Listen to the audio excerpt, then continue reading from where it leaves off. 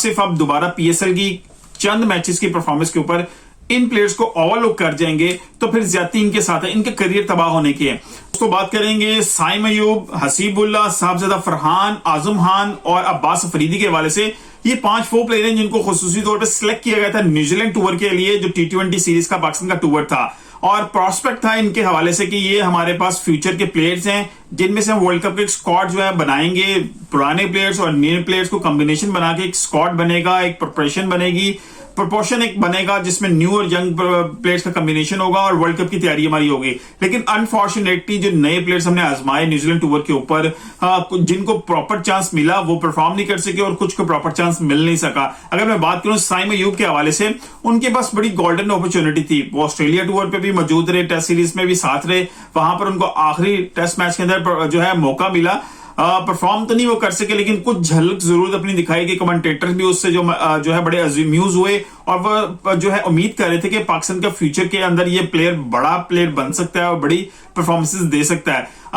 उसके बाद उस टेस्ट मैच के बाद जो पाकिस्तानियों की जो तवक्कुआत थी साइम अयूब से वो बहुत ज्यादा बढ़ गई कि अब T20 सीरीज है जो उनकी अपनी गेम है जिसमें वो डोमेस्टिक में भी बड़ा जबरदस्त परफॉर्म करते आए हैं और प्रीमियर लीग्स के अंदर जो कैरिबियन प्रीमियर लीग थी उसमें बड़ी जबरदस्त परफॉर्मेंस दी थी और अपनी टीम को वहां पर टाइटल जितवाया था और उसमें बड़ा अहम किरदार अदा किया था। तो हमें यही थी उम्मीद कि ये साइम अयूब बड़ी जबरदस्त परफॉर्मेंस देंगे, लेकिन अनफॉर्चुनेटली 4 मैचों में आउट ऑफ 5 4 मैचों के अंदर उनको मौका मिला लेकिन वो चारों में परफॉर्म नहीं कर सके।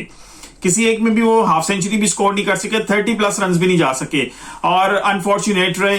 बड़ा गोल्डन चांस था, बड़ी गोल्डन अपॉर्चुनिटी थी, लेकिन इतना टैलेंटेड प्लेयर को कि ये 4 मैचेस के बाद ड्रॉप कर देना बनेगा। 5वें मैच में उनको मौका नहीं मिला। लेकिन अब मैं बात करूंगा पहले बाकी दूसरे प्लेयर्स के हवाले से, फिर एक एंड पे इनका कंक्लूजन करेंगे कि इन प्लेयर्स के साथ ज्यादती कहां पर हुई है और अगर पीएसएल के बाद, क्योंकि अभी हमारा इस सीरीज जो खत्म हो चुकी है न्यूजीलैंड की, उसके बाद पीएसएल स्टार्ट हो रहा है फरवरी में, उसके बाद फिर न्यूजीलैंड का टूर है पाकिस्तान का और फिर एक जो है पाकिस्तान सीरीज खेलेगा स्कॉटलैंड के साथ और उसके बाद फिर पाकिस्तान इंग्लैंड टूर पे चला जाएगा जहां से डायरेक्टली वो फ्लाई करेंगे वर्ल्ड कप के लिए। अभी देखें उसके बाद अगर हम देखें आजम खान को 3 मैचेस में चांस मिले, क्योंकि आजम खान का भी ये डेब्यू तो नहीं था लेकिन जिस तरह उनको चांसेस मिले हैं बड़े गैप के बाद 2-2 3-3 मैचेस में, इस तरह प्लेयर नहीं बन सकते। आप उनको या तो प्रॉपर चांस दें। जो प्लेयर सिलेक्ट होते हैं अगर आप उनको प्रॉपर चांसेस नहीं देंगे, आपको 2 से 3 सीरीज देनी पड़ती है किसी भी प्लेयर को, क्योंकि जब डोमेस्टिक के जो परफॉर्मर्स होते हैं वो जो इंटरनेशनल लेवल पे आते हैं, तो हमारी क्रिकेट में और इंटरनेशनल लेवल की क्रिकेट में बहुत ज्यादा गैप है। मैं इंडियन स्ट्रक्चर की बात नहीं करूंगा क्योंकि इंडिया के स्ट्रक्चर में जो डेवलपमेंट्स मौजूद हैं, जहां से जैसे वहां पर स्ट्रक्चर पूरा बना हुआ है, वहां पर जो है ना अगर आप देखिए वहां से जब प्लेयर को इंटरनेशनल लेवल पर आता है तो उसको इतना ज्यादा गैप फील नहीं होता। लेकिन पाकिस्तानी स्ट्रक्चर से जैसे कि प्लेयर डोमेस्टिक से इंटरनेशनल लेवल पर आता है उसको बहुत ज्यादा गैप फील होता है और उसमें अपने आप को एडजस्ट करते हुए टाइम लगता है प्लेयर्स को। लेकिन इनमें से कुछ प्लेयर्स ऐसे हैं जो प्रीमियर लीग्स में, जैसे अगर हम कैरिबियन प्रीमियर लीग की मैं बात करूं उसमें आजम खान शामिल है, साइम अयूब शामिल है, इन्होंने बड़ी जबरदस्त परफॉर्मेंसेस वहां पे दी हैं और डोमेस्टिक में भी परफॉर्म करते हैं। इवन दो फिर भी आप किसी प्रीमियर लीग का हिस्सा हो, किसी जो लीग सब आजकल चल रही हैं, फिर भी जब आप इंटरनेशनल लेवल पे किसी कंट्री को रिप्रेजेंट कर रहे होते हैं तो उसमें बड़ा डिफरेंस आ जाता है, प्रेशर, बड़ी डेवलपमेंट होती है और बाकी चीजें बड़ी वहां पर सर्कमस्टांसेस चेंज होते हैं। तो इस हवाले से साइम अयूब ने तो बड़ी गोल्डन अपॉर्चुनिटी मिस की। आजम खान को 3 चांसेस मिले लेकिन वो भी परफॉर्म नहीं कर सके। आल्दो उन्होंने 172 छिक्के लगा चुके हैं, यानी 172 छिक्के लगा चुके हैं वो डोमेस्टिक और जो प्रीमियर लीग्स के हवाले से अगर मैं बात करूं T20 लीग्स में जितने वो खेल चुके हैं उसमें 172 छिक्के लगाए हैं और इस सीरीज में आकर उन्होंने पहली दफा पाकिस्तान की तरफ से एक छिक्का लगाया after playing more than 10 matches. तो बड़ी अनफॉर्चुनेट है कि वो अनलकी रह रहे हैं क्योंकि उस प्लेयर में भी टैलेंट मौजूद है। वो प्लेयर ऐसा है कि पाकिस्तान को हार्ड हिटर की जो पाकिस्तान की जो फॉर्मेलिटी है वो पूरी कर सकते हैं और उसमें पाकिस्तान को बहुत ज्यादा मैचेस जितवा भी सकते हैं। आल्दो ही इज ओवरवेट, लेकिन जो उनकी कैपेबिलिटीज हैं, जितनी स्किल्स हैं, उसमें हम इस चीज को इग्नोर कर सकते हैं क्योंकि उनके पैरेलल में आपके पास ऐसा कोई प्लेयर मौजूद नहीं जो इतने छिक्के मार सके। उनकी क्वालिटी मौजूद है, आपको उससे ओवरलुक करना पड़ेगा, उनको एज ए विकेट कीपर ही खिलाना पड़ेगा ताकि अगर आपको उसके बाद रिजवान को या हसीबुल्लाह को किसी को एडजस्ट करना है तो वो एज ए फील्डर होगा। लेकिन अनफॉर्चुनेटली 3 चांसेस के बाद उनको भी ड्रॉप कर दिया।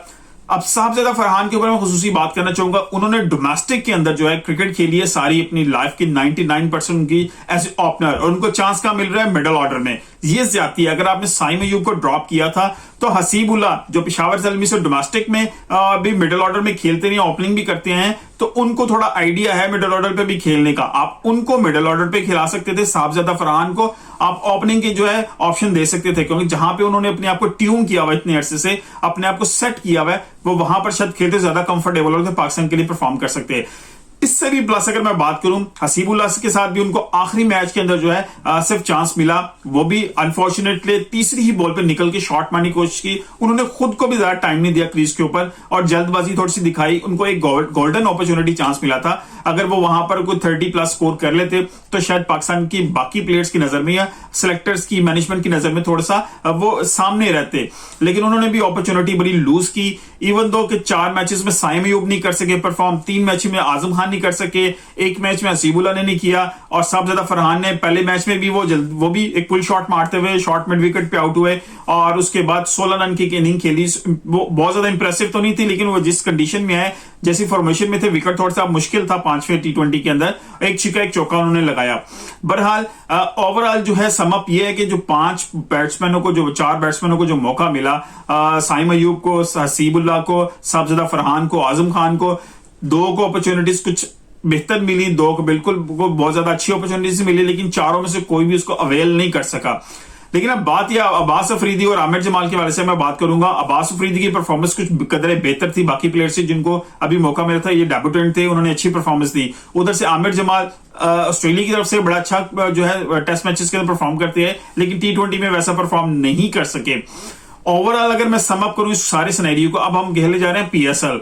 अब इन प्लेयर्स को जिनको मौका नहीं मिल सका, और वो प्लेयर्स जो टैलेंट सब में मौजूद है, इसमें कोई शक नहीं है, लेकिन कुछ को मौका नहीं मिल सका, वो जिनको मिला और वो परफॉर्म नहीं कर सके।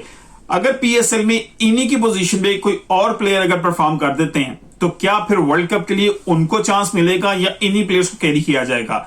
अब ये एक बड़ा जबरदस्त क्वेश्चन मौजूद है, क्योंकि हमारी जो है ना क्रिकेट की जो तरीकाकार है, जैसी फॉर्मेशन बनती है, वो T20 के फॉर्मेट्स को लेके, PSL की परफॉर्मेंस को लेके हम लोग वनडे की टीम भी बना लेते हैं। अब T20 वर्ल्ड कप खेलने जा रहे हैं, तो क्या पता अगर उसी पोजीशंस के ऊपर जिन पे इन चारों प्लेयर्स को खिलाया गया बैट्समैन को, उन्हीं पोजीशन पे कोई और प्लेयर वहां पर परफॉर्म कर लेते हैं, तो फिर एक क्वेश्चन खड़ा हो जाएगा, क्या उनको मौका मिलना चाहिए या ये प्लेयर जिनको हमने अभी सिलेक्ट किया था वो परफॉर्म नहीं कर सके? I think I would go with all these 4 players, क्योंकि इनको आपने चुना है, इनकी पास में बहुत ज्यादा परफॉर्मेंस है। साहबजादा फरहान को उठा के देखें, 3 साल तक पाकिस्तान T20 कप के जो है टॉप स्कोरर रहे हैं 21, 22, 23 के अंदर।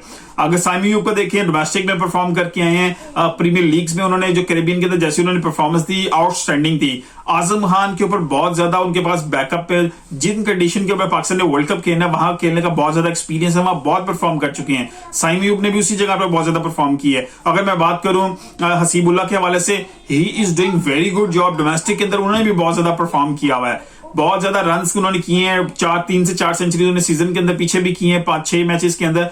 तो बहुत ज्यादा परफॉर्मेंसेज हैं इन प्लेयर्स की। अगर आप सिर्फ आप दोबारा PSL की चंद मैचेस की परफॉर्मेंस के ऊपर इन प्लेयर्स को ओवरलुक कर जाएंगे, तो फिर ज्यादती इनके साथ है, इनके करियर तबाह होने के हैं। अब जब न्यूजीलैंड इस सीरीज के बाद, जब PSL के बाद न्यूजीलैंड ने पाकिस्तान का दौरा करना है और यहां पर मैचेस खेलने हैं, जिसका स्केड्यूल भी थोड़ी देर में शायद अनाउंस हो जाएगा कुछ अर्से में, तो फिर इन्हीं प्लेयर्स को दोबारा मौका देना चाहिए और कंप्लीट मौका देना चाहिए। आई वुड सजेस्ट कि बाबर आजम और रिजवान को रेस्ट करवाया जाए उस सीरीज के अंदर और इन प्लेयर्स को मौका दिया जाए, ताकि ये प्रॉपरली एक उनको चांस मिले और ये वहां पर चारों प्लेयर जिनको जो सी पोजीशंस हैं, साइम अयूब, साहबजादा फरहान की ओपन करवाई जाए, फखर जमान 1 डाउन पे हों, उसके बाद हसीबुल्लाह मौजूद हों, उसके बाद फिर आपके बाकी फर्दर इफ्तिखार हैं, फिर आजम खान को मौका मिले, तो ये आपके चारों बैट्समैन को प्रॉपर मौका मिले ताकि ये प्रॉपरली टेस्ट हो सकें और इनकी प्रिपरेशन के लिए प्रॉपर इनको टाइम मिले। आप वर्ल्ड कप में इनको लेके जाना चाह रहे हैं तो आपको इनको प्रॉपर जो है बूस्ट देना पड़ेगा, प्रॉपर टाइम देना पड़ेगा, प्रॉपर जो है कॉन्फिडेंस देना पड़ेगा, तभी इनमें से आप कुछ निकाल सकेंगे। अगर आप प्रॉपर इनको टाइम नहीं देंगे, प्रॉपर जो है इनको चांस नहीं देंगे, तो फिर शायद पाकिस्तान जो है इस T20 वर्ल्ड कप में तो वही हाल होगा जो हमारा ODI वर्ल्ड कप के अंदर हुआ है। आई थिंक बाबर आजम और रिजवान जो है वो आपकी टीम का प्रॉपर हिस्सा है, उनके साथ इनकी एडजस्टमेंट होगी, लेकिन आपकी बेंच स्ट्रेंथ इसी तरह बनेगी कि उनमें से कोई आउट ऑफ फॉर्म होता है, जैसे बाबर आजम जो है आउट ऑफ फॉर्म रहे हैं वर्ल्ड कप के अंदर, तो उसमें हमें बहुत ज्यादा परेशानी का सामना करना पड़ा है। शहीनशाह अफरीदी आउट ऑफ फॉर्म थे, उनके लिए हमें बहुत ज्यादा परेशानी का सामना करना पड़ा है। और इस हवाले से बड़ा इंपॉर्टेंट है कि आपकी बेंच स्ट्रेंथ जो है वो बन जाए और वो इसी तरह बनेगी, आप इन प्लेयर्स को प्रॉपरली मौका दे सकें। वीडियो पसंद आई तो लाइक कीजिएगा, शेयर कीजिएगा, दोस्तों को टैग कीजिएगा। मिलते हैं अगली किसी वीडियो के साथ। अपना बहुत ख्याल रखिएगा। अल्लाह हाफिज।